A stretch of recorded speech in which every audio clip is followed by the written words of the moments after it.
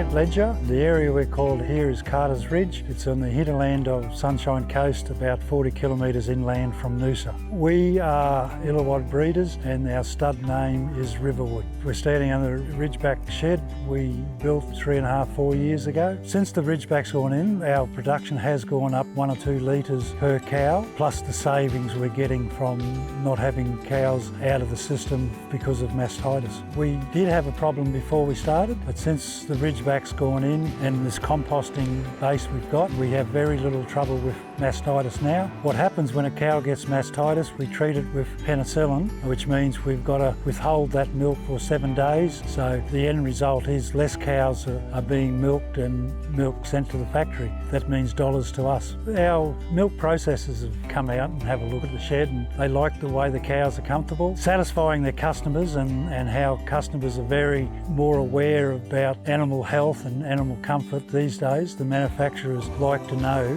that we are looking after the cows properly. I would definitely recommend the Ridgeback sheds. It certainly has made a difference to the cow comfort since we put in the Ridgeback, and yeah, I think it's the way to go.